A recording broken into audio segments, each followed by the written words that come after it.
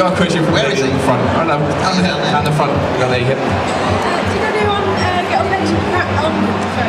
get up to any pranks on set? Any pranks? I get asked this question all the time, right? And we do so much stupid stuff, but every time I ask this question, my mind just goes blank. Yeah. So like, I specifically remembered one time. It wasn't so much a prank, but it was kind of a little bit. We went to a party, like a sort of a staff do, sort of like a work party thing. And me and Alfie Enoch, who plays Dean Thomas, were getting a cab back home. And his phone fell out of his pocket onto the seat. And so I took it, like, I thought, oh, I'll take it and I think it's been nicked. This will be funny, great, haha. Completely forgot I'd taken it. And I had it for like 2 months.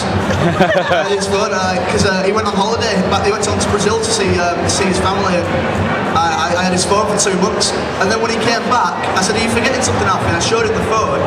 And because I'd nicked it, I thought there's the only way to get out of this is to make it feel like he's responsible.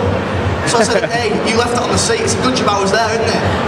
And so he said, oh, thanks, Matt, I really appreciate it. And to this day, he doesn't know.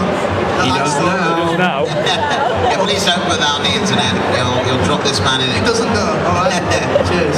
I don't know whether you were there for this, but on number 3, Prisoner of Azkaban, somebody brought in one of those little machines that make sort of rude wind noises with a little remote control.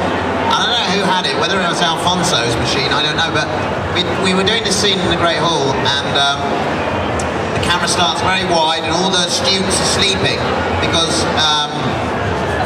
is it Dementors or is it a troll? I don't know what it is, but anyway, I come into the Great Hall with Snape and we report that everything's clear, we're okay, and then Dumbledore is there and he says okay, and he walks off and then the camera goes very slowly down onto Dan as Harry, who's sleeping, but he's awake, he's been listening. And for the last take, they sneakily put the speaker part of this machine in under his pillow, and they gave it to Michael Gambon, I think, the little button.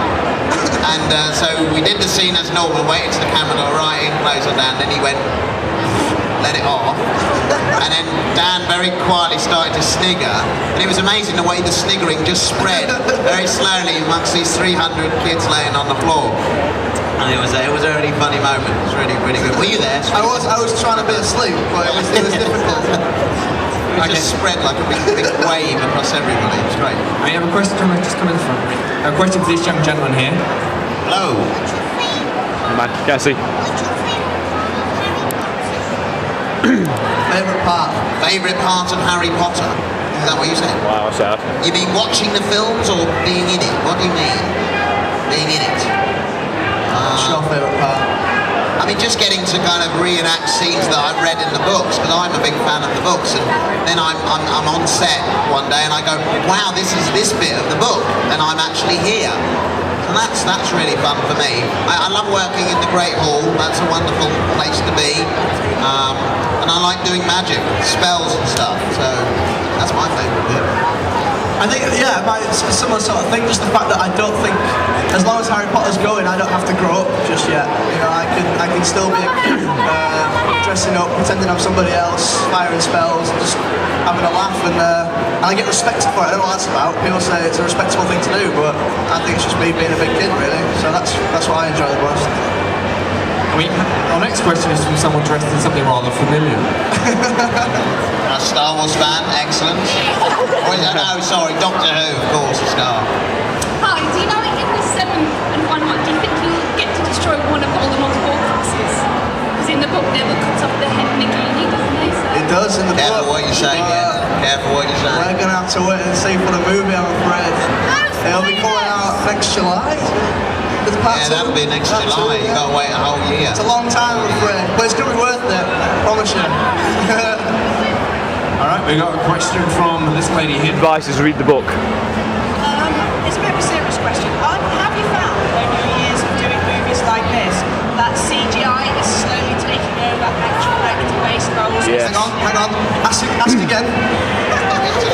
Are you finding over the years of doing movies like this that the CGI is taking over from actual actor-based roles? Got it. I mean, you could say that, but I think it enhances what we do all the time. You know what I mean? CGI is a tool to enhance performance, you know, to add in things, to make, in a way, makes our lives a little bit easier sometimes. So yeah, I don't feel it's a threat to actual, you know, actors and their performances.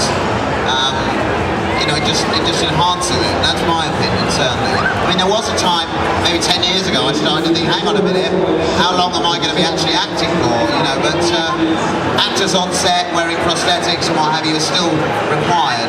It's just the CG can enhance everything we do. And I mean, we're as amazed as you are when we go to see these films of how many things suddenly have appeared that weren't there. And I mean, I'm in awe a lot of the time as to, gosh, I remember filming that, it looked nothing like that. It looks amazing now, you know? Yeah, I sort of, some of the stuff like what they add into our film in particular, I'm always amazed by. You just think some of those sets sometimes couldn't have been achieved. Some of those jaw-dropping sequences couldn't have been achieved without the CGI. But it is, you know, it's a fine line. I'm not a huge fan of films that are heavily CGI, you know, all the way through. I mean, the less said about the 1997 version of Star Wars, the better, I think. But yeah, it was just, it draws a line. But then you have to say a film like Avatar, which was absolutely entire CGI, it was outstanding. I loved it. So I think it's just a fine line, and it's about finding the balance, really. And we have a question from a gentleman here, first of all. Playing Flitwick, a character in the book whose history isn't very well fleshed out, Cassie. do you create a character for him so you can play him better? Yeah, I mean, over the years you have to kind of create a backstory for the character. I mean, there's very little in the book. You know, when I first auditioned, I had a brief description from the novel, a kind of a gnome-like wizard, and there is a little piece of information that I could gain from it. But yeah, over the years, I mean, mostly the information I get from kind of fans of the books will tell me little piece of information about him. Is he the head of Ravenclaw? Is that right? Yeah, and things like that. Well, I go, okay, that's interesting. I mean, it's all stuff that you just kind of build into your mind, and you know, when you're playing the character.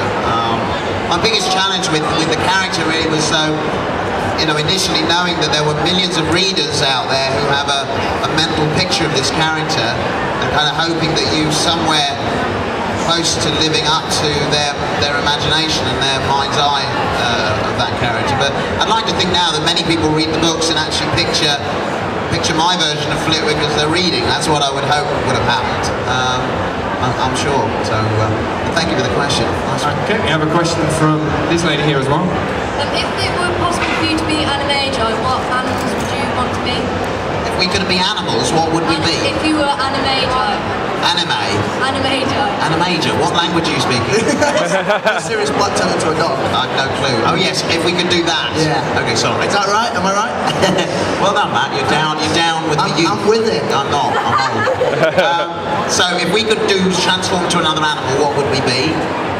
So Neville and Flitwick, or Warwick and Matt? Whichever. Yeah, do Neville and Flitwick then. Alright, Neville, I think would be a badger.